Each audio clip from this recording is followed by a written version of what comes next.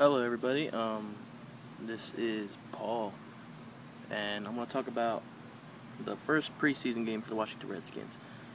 And I'm transforming this channel to a sports commentating channel and other shit, but I think he played fairly well, RG3. He was 4 for 6 for I think like 70 yards. He did have a touchdown pass to Pierre Garçon. That was amazing, and it was really fun to watch. He's a very entertaining player, and he definitely is the future for the Washington Redskins, along with his favorite receiver now, Pierre Garçon, Josh Morgan, if he stays healthy, Leonard Hankerson. He should be on a verge of a breakout, and good old Santana Moss. So, they're very talented players, definitely underrated, definitely not as good as the Patriots' offensive squad, but it's all about fundamentals, and it's all about chemistry. And if you don't have that, you're not going to have a good football team. And it looks like RG3 knows what he's doing when it goes to chemistry and leadership. He already took control of that locker room. Him and Leonard Fletcher run it. Yeah, I dropped the ball. But, yeah, they definitely have a lot of potential. And a lot of people that I ask say they don't have playoff potential yet, and I definitely think that's wrong. Call me biased, but I'm a Redskins fan. If you don't see it up in the window right there, I'm not sure if you can see the logo, but yeah, I'm a diehard Redskins fan. I'm a fan all my life, and I'm gonna be biased. Last year, I thought they were gonna make the playoffs with that strong start that they had, and they started off 3-1 and lost their next 10 games or something. They beat the Seahawks, they beat the Giants twice, and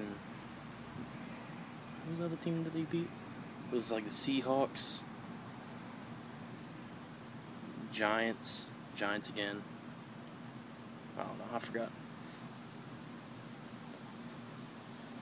But yeah, RG3 definitely a future star. I preferred him over Luck to begin with. Once he jumped onto the scene with his really successful Baylor career. At first it was like a 7th round draft prospect or something, but then he just broke out and won the Heisman.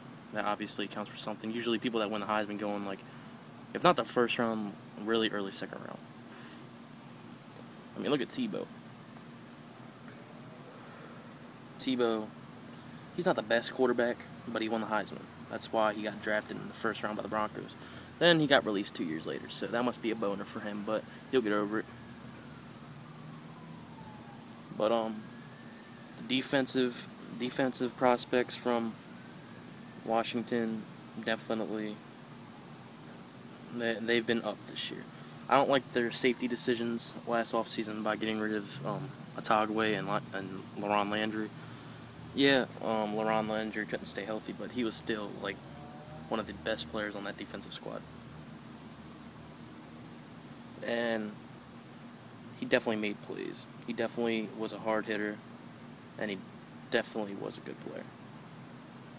But then they got Brandon Merriweather. I was never a big fan of him. I think he's a mop, but he is a starter. So they got Ternard Jackson, which I think is really underrated, from the Buccaneers.